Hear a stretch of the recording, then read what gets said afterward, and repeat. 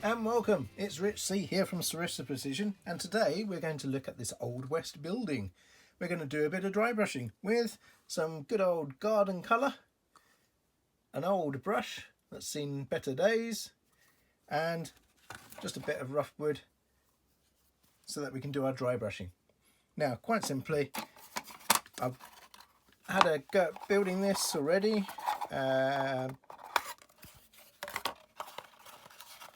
And I've loosely fitted it, and I've painted the inside a bit brown, just using a basic brown acrylic. Now, as you can see, there's a bit of grey dry brushed and brown dry brushed on there already, trying to create some shadows around the edges. And here's how I did that. Quite simply, grabbed a bit of this grey onto a palette, any old bit of scrap wood will do, and then just brushed it following the lines of the planks. Now this first few colours will go on quite thin because of the type of paint I'm using, but it gives you quite a nice wood effect as it dries, almost like it's been stained, or over time the plain wood has silvered, which I think is quite a good effect for the Wild West. So I've been just dry brushing that on.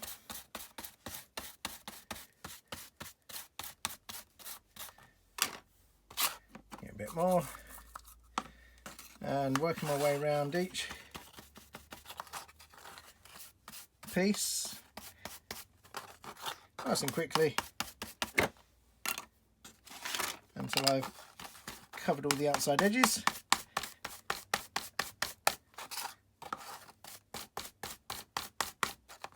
If you want to make sure there's no brush marks, just start one end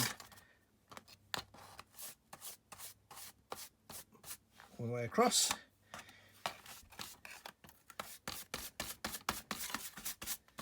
So it can be quite rough. The silvered wood isn't going to go silver equally across everything, so we'll just leave that. And you can see already that this one's almost dry, just leaving some of the original wood to show through, but a nice silvered finish.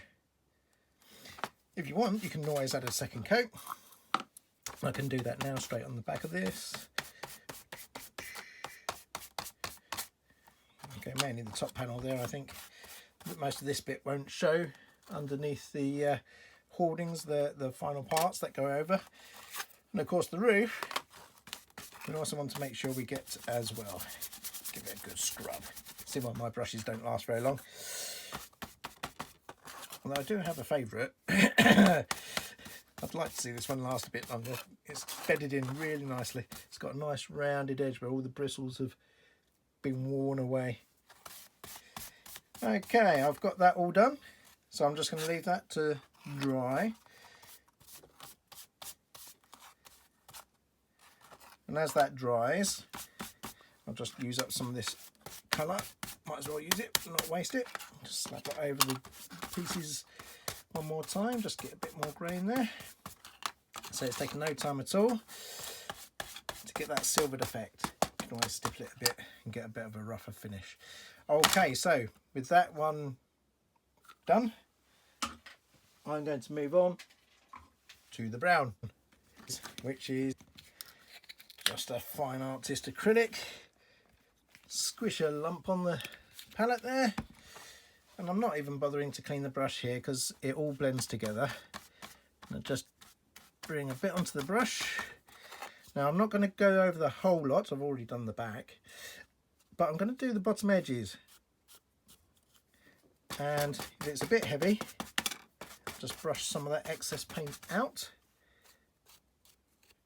and bring it up towards the top edge where there's going to be an overhang, and the back corners there. So if you're not happy with that, you can scrub it out a bit more and just brush inwards. You can always put a bit of shadow around the window as well.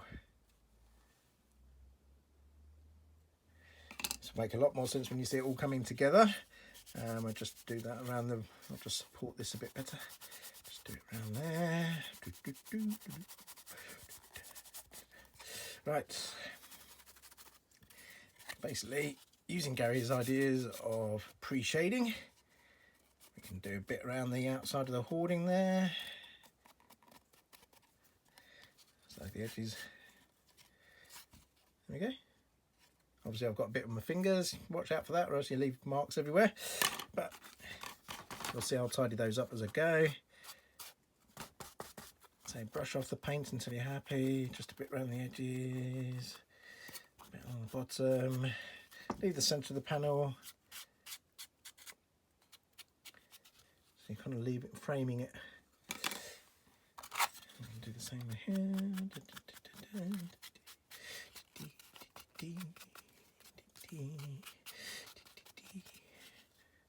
Okay, in fact what I might do is just slap a bit on that door there.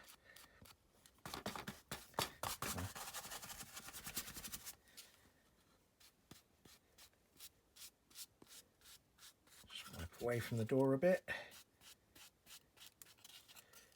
Okay, so we're getting an effect around the door. Right, and back to the roof. Now, the roof, I think we can be a bit heavier.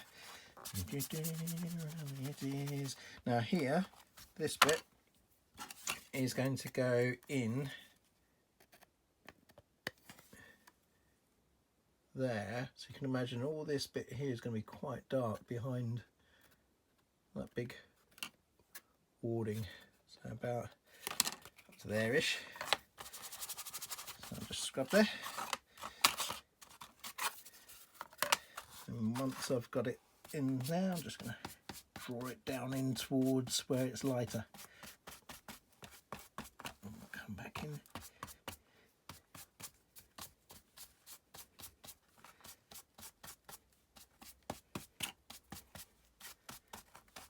And these are just the under layers, if you like, the first few layers.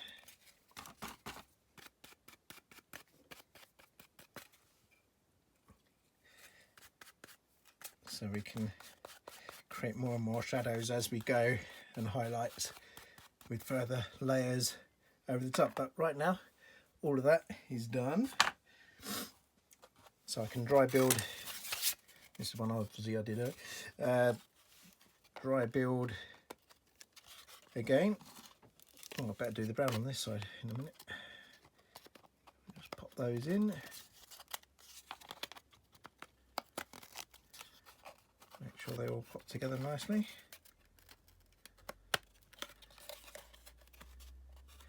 So you can see what I'm trying to do is create that bottom shadow. If I put the roof on, just hold it in place for a moment. Create those shadows in place underneath the eaves there. And then of course what's going to go on top of those,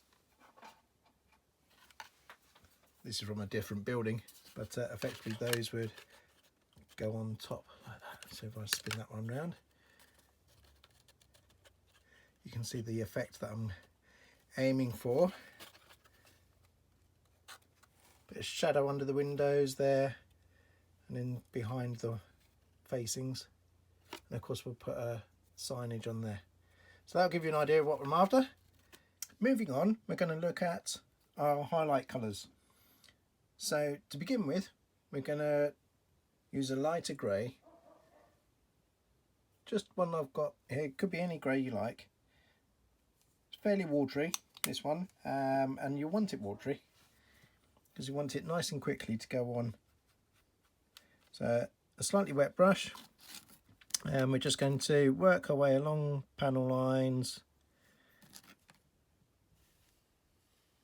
And it doesn't matter if you wiggle a bit.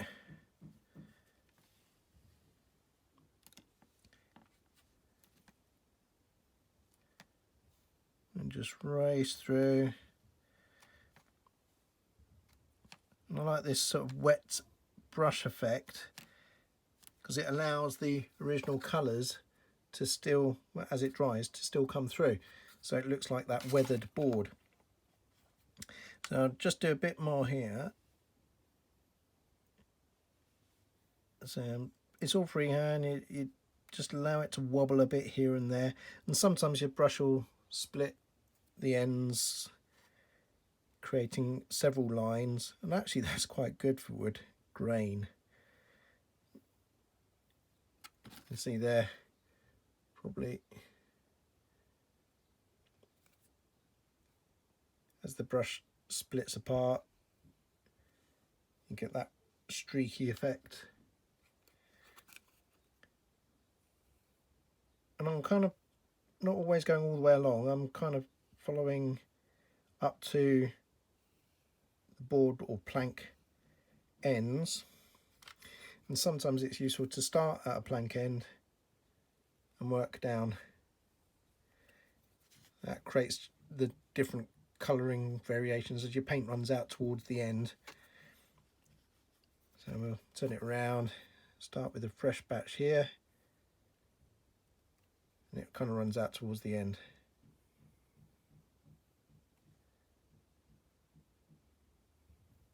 Makes each plank look like it's an individual. Not too worried about the top here, because that's going to be hidden in shadow. Okay, now as that dries, I won't worry about those, I'll just show you this first. What I'm going to do is then add in a lighter colour. So I'm just using a much lighter grey, but I'm going to mix it in with the original. That way you get a smoother blend. So we just mix that in. It's quite bright. Again, fairly watery. And what I'm doing this time is I'm trying to hit just the bottom of the plank. So a thinner line this time, so a little bit more care. Doesn't matter if it's wiggly. Make sure I'm actually the right way up. So we're going to hit the bottom of the plank lines.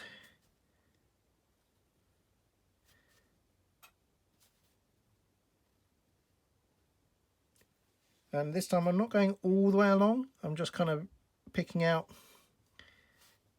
the bottom of the plank, different levels of pressure on the brush, create different wiggly effects. I'm just creating that rough sawn wood, or at least in my head I'm thinking that's what I'm creating, that rough sawn wood effect. It doesn't take too long to race through each of the planks, because we're not doing the whole length of it, and it doesn't matter if we're missing bits as we go. But you can see I'm starting to build up as though the light's shining down on the edge of the plank. Twist your brush a bit if you're thinking you're getting I tend to twist my brush as I go. That just helps get a different level amount of paint coming off.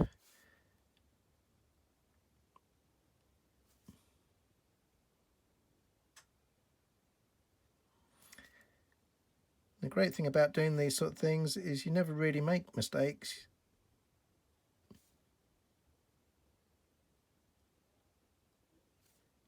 No one will ever notice that in your mind you made a mistake.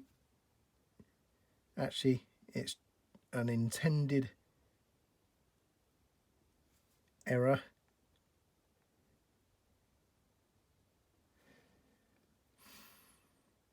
It was always intended, never a mistake. So here where I started the wrong way round, effectively, no one will never know, except for you lot who've watched this. Okay, and in fact that actually makes it look like there's a knot in the wood maybe, or so we've now got our highlights. Once we've done that, just clean my brush there, I'm going to make things a little bit quicker with a brush pen. Now all I'm going to do with this is create shadows. Now the shadows themselves tend to be, I'll just start up here, the underside, just underneath that bright spot. So I'm just following the line near the top. And again, if I wiggle a bit, it doesn't matter. And it doesn't have to be the entire length.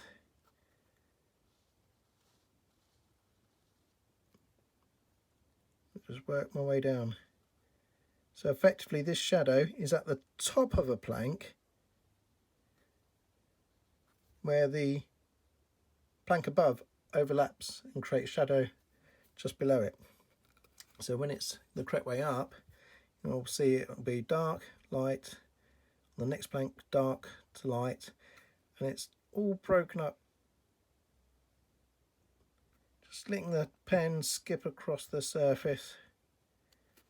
And again, if you're not sure or you think you've made a mistake slightly, if you've got a clean brush handy with a bit of water, these brush pens are great, because what you can do is just move a bit of water over the surface.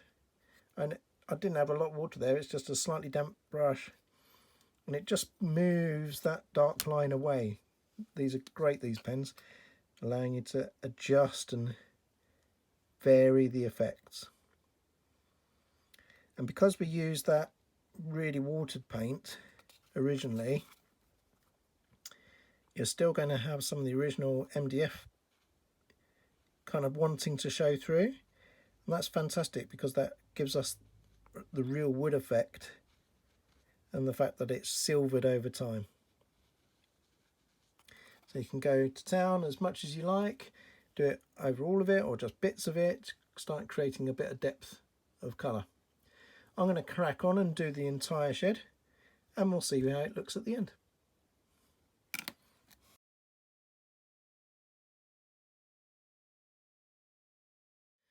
So now I've completed every panel, we can just simply put it together and see how it looks. So I've dry fitted everything previously. I'll just pop it in there. So you can see on the ends, I did go round on the end here with the grey and the light grey, so when it pops together they've got their own individual highlights. Should probably have done it on the front as well. I'll go back and do that before I glue it. And we'll do the same with each piece just to check what we've missed. Again, we'll go around these end pieces just to highlight those. So I'll finish those off now. So we've whipped around and just sorted out the edges. We'll pop this together.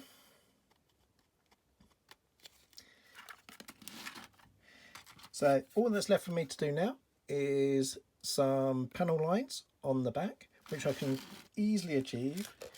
Again, if I just grab a pen, I can put in some shadow lines.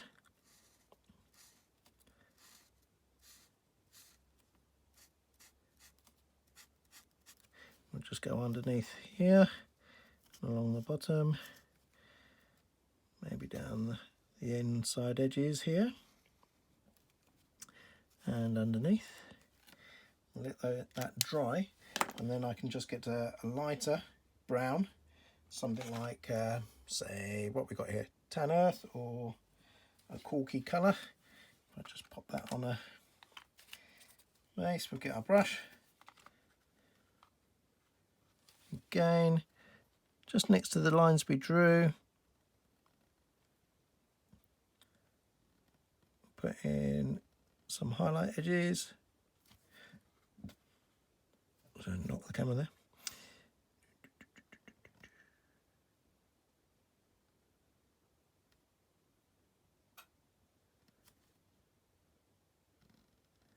Just along the door frames.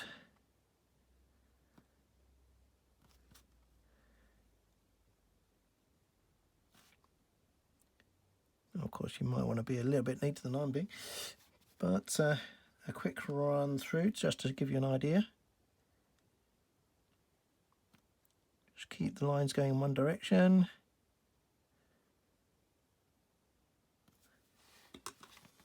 And then we've got our panel lines in place. We'll pop the whole kit together.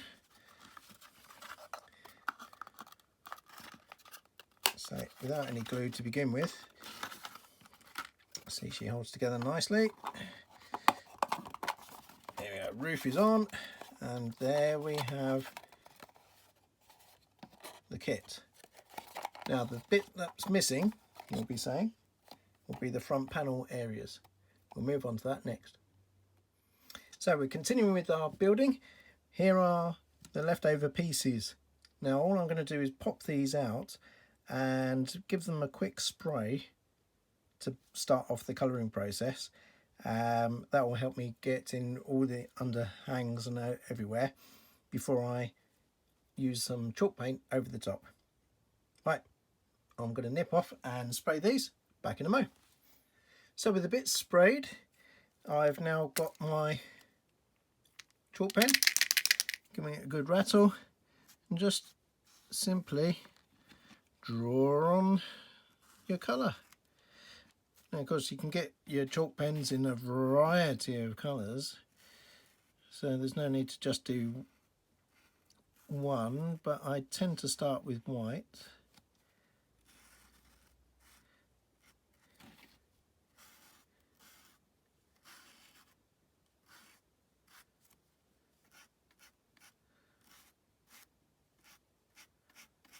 Nice and easy. Straight over.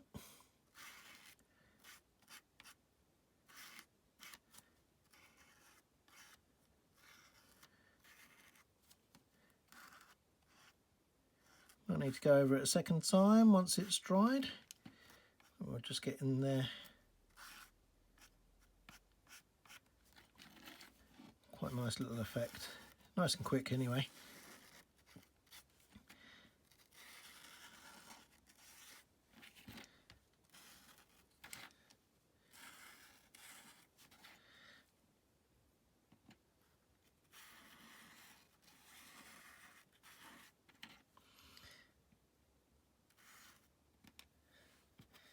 In the window that I just did.